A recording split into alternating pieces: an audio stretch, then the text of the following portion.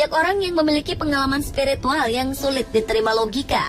Hal yang sama juga pernah dialami beberapa seniman di Indonesia saat mereka tengah membuat karyanya. Dipercaya atau tidak, adanya pengalaman-pengalaman batin tersebut membuat sebuah karya menjadi lebih bermakna dan bernyawa. Seperti pematung yang didatangi mantan Presiden Soeharto dan pelukis yang mendapat bisikan saat akan melukis Nyi Roro Kidul. Mereka mengalami kejadian-kejadian ganjil pada proses pembuatan sebuah karya dan juga pada perjalanan hidup mereka. Pemirsa, berikut pengalaman-pengalaman spiritual seniman versi on the spot.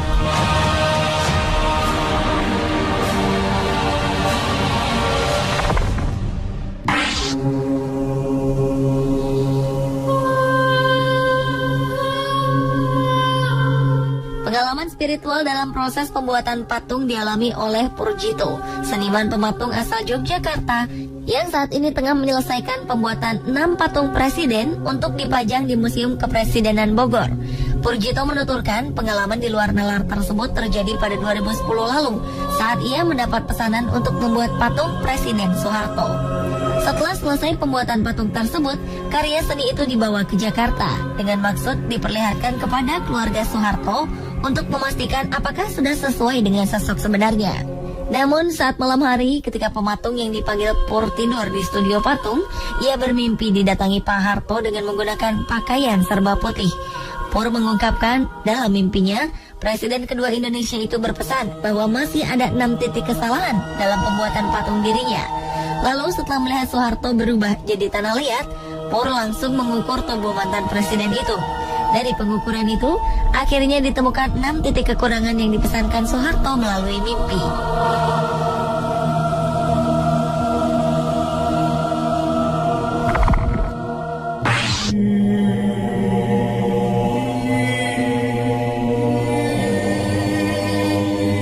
Tidak mudah bagi seorang F. Suwardi untuk melukis tokoh legenda Nyi Roro Kidul. Sebelum mendapat bisikan spiritual, ia mengaku berat untuk melukis sosok Ratu Pantai Selatan tersebut. Suwardi tidak menjelaskan bisikan itu secara rinci. Namun setelah bisikan itu, ia merasa senang melukis sosok yang selalu berpakaian warna hijau itu. Suwardi mengatakan, melukis Nyi Roro Kidul tidak berbeda dengan melukis manusia nyata dengan berbagai karakternya. Sebanyak 99 lukisan sosok legendaris Nyi Roro Kidul dipamerkan di sebuah hotel berbintang di Jakarta beberapa saat lalu. Saat pembukaan pameran, 2 dari 99 lukisan itu dibawa ke podium. 2 lukisan masing-masing menggambarkan sosok Nyi Roro Kidul sedang keluar dari pusaran air dengan seekor naga dan duduk di sebuah singgasana. Dalam 2 lukisan itu, Nyi Roro Kidul mengenakan pakaian hijau.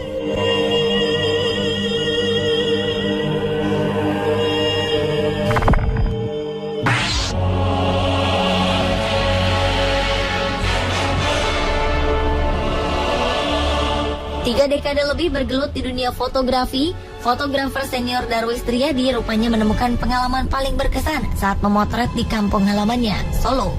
Darwis mengaku mendapatkan pengalaman spiritual saat memotret karya seni kaca milik seniman asal Jepang, Masuda Hiromi, di Keraton Solo. Fotografer senior itu mengungkapkan dari beberapa sesi pemotretan, dirinya sempat melihat penampakan Paku Buwono kelima, Sunan Surakarta yang memerintah pada 1820 hingga 1823. Saat memotret di kompleks Keraton Kasunanan, Darwis mengungkapkan bahwa dirinya melihat Paku Buwono kelima sedang duduk di kursinya. Setelah itu, ia melihat anomali cahaya yang tertangkap kamera yang masuk ke tubuhnya. Selepas mendapatkan pengalaman spiritual di Keraton Kasunanan, keesokan harinya Darwis melanjutkan sesi pemotretan di Pantai Parangkusumo, Gunung Kidul. Di sela sesi pemotretan tersebut, karya sang seniman Jepang, Masuda, tergulung ombak laut pantai selatan. Anehnya, karya gelas yang dikira hancur dihempas ombak itu ternyata masih utuh. Hanya satu karya berwarna hijau yang pecah. Besoknya, Darwis langsung mengunjungi seorang guru spiritual. Dan ternyata tempat pemotretan yang ia pakai di Parangkusumo itu konon adalah tempat semedi Paku Buwono kelima dan Nyi Roro Kidul.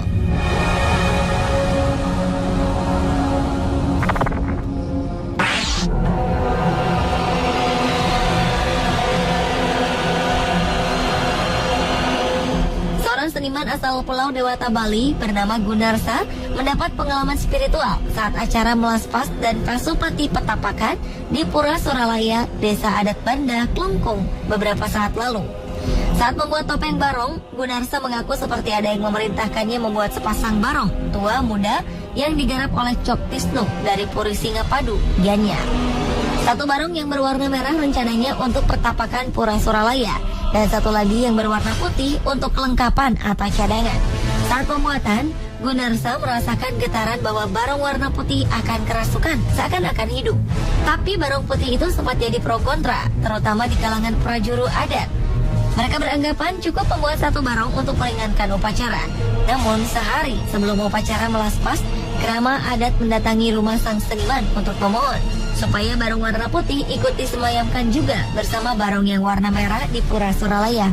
Anehnya saat acara Pasupati Petapakan berlangsung, kedua barong ini kesurupan. Gunarsa akhirnya mencermati bahwa hal gaib itu merupakan perjalanan menuju tingkat spiritual penting pada diri seniman.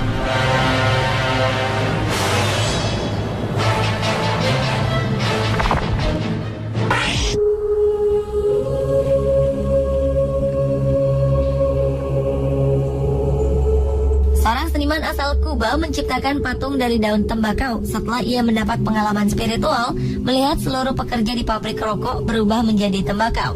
Anehnya, hal itu terus terulang hingga beberapa bulan dan memaksanya berkonsultasi ke dokter. Pengalaman spiritual itu kemudian menginspirasinya menekuni seni tersebut. Sejak itu, seniman yang bernama Hanyo Nunes itu terus menciptakan patung dari tembakau. Salah satunya yang berjudul Famous Smokers. Patung itu versi miniatur dari tokoh Fidel Castro, Jack Nicholson, Arnold Schwarzenegger, hingga Che Guevara.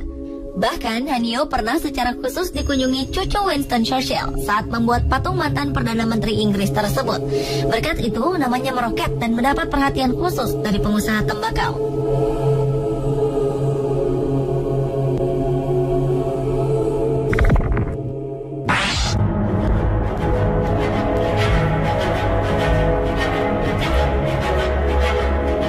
Penari senior Didi Nini Towo ternyata pernah mendapat pengalaman spiritual ketika menari. Ia mengaku saat menari ia merasakan dirinya berada dalam kondisi kerasukan roh. Seperti pada saat ia menari tarian Beskalan Putri. Kala itu seorang istri temannya mengatakan bahwa ia melihat sosok seorang perempuan cantik masuk ke dalam tubuh Didi Nini Towo ketika menari. Bukan hanya di dalam negeri, ketika menari di luar negeri pun Didi pernah mendapat pengalaman spiritual. Pada tahun 2000, Didi pernah diminta menari Amaterasu oleh seorang temannya yang berasal dari Jepang. Amaterasu adalah Dewi Matahari. Pementasan dilakukan di sebuah tempat pertandingan sumo. Setelah pementasan, seorang wanita Jepang mendatanginya. Wanita itu berkata, ia merinding saat melihat Didi menari Amaterasu, karena dari tubuh Didi keluar cahaya saat menari.